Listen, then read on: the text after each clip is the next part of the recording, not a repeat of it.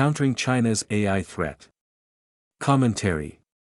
The Chinese Communist Party seeks to turbocharge its quest for domestic and global hegemony by achieving dominance in and broad incorporation of artificial intelligence technology into Beijing's governance, economy, and military, and then exporting it to dominate other societies.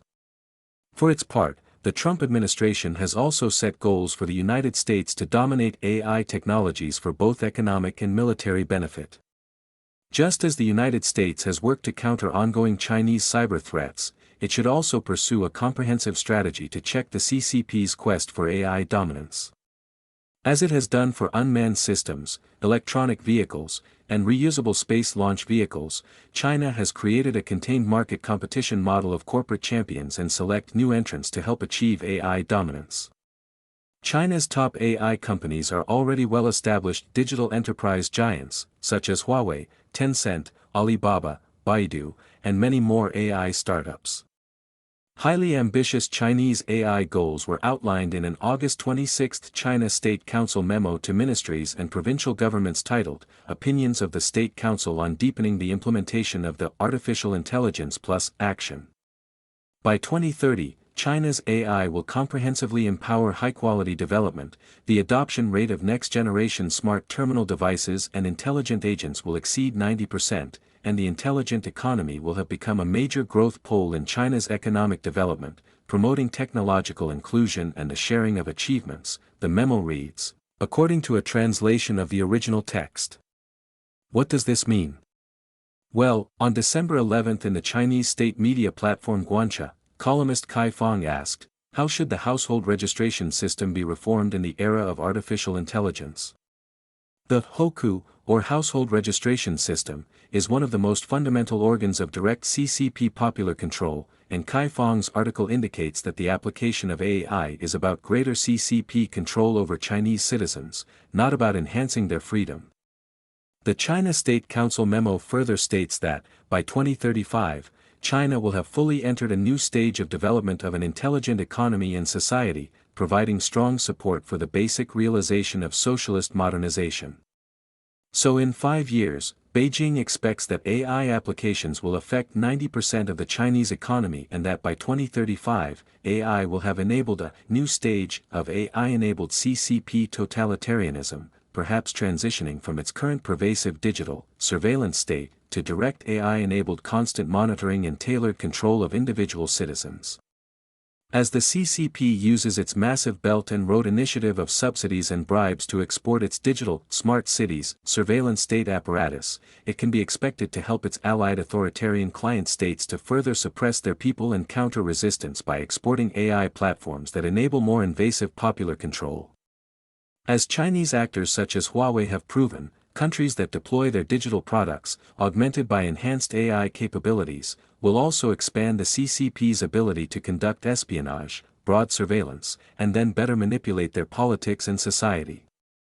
Furthermore, as the CCP directs its AI efforts to strengthen political economic controls, endeavoring to displace the immense decision-making power of the market, it will be determined to ensure that the People's Liberation Army does its share to develop AI platforms, which enable more rapid military decision-making and give ever greater autonomy to future unmanned joint force formations.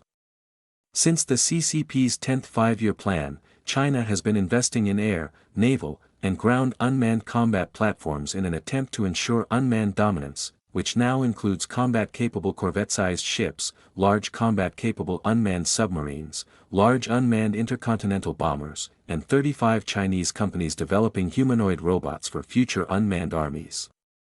In addition, the Chinese company Comospace is now leading the development of space-based AI data centers that Chinese sources envision could become an interplanetary umbilical, extending the CCP's ability to control specific, autonomous functions on the Moon and Mars, and into the solar system.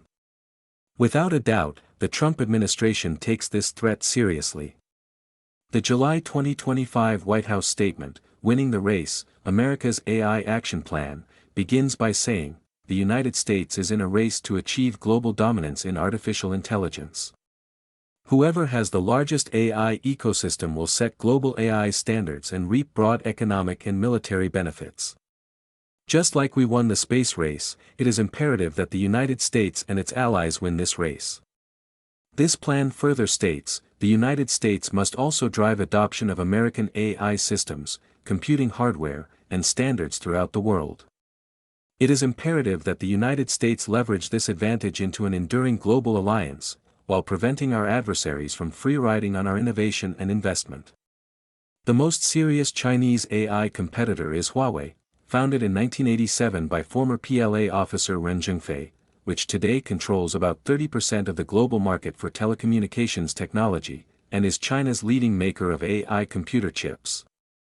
In 2001, Huawei fiber optic cables were connecting Iraqi air defenses targeting U.S. aircraft enforcing no-fly zones, while in 2018, Huawei computers at the new African Union headquarters were accused of reporting to servers in China. Since 2019, the United States has banned Huawei from U.S. government and critical computer infrastructure, while at least 13 other U.S. allies and partners restrict Huawei 5G communications and computer technology. While the United States now has extensive experience blocking Huawei, which should also help counter Huawei's and other Chinese tech companies' access to AI, the Trump administration has concluded that American companies need help competing with Huawei. A Trump administration reversal of the U.S. Justice Department's opposition allowed a July merger between Hewlett-Packard Enterprise and AI innovator Juniper Networks, creating a company better equipped to compete with Huawei in AI.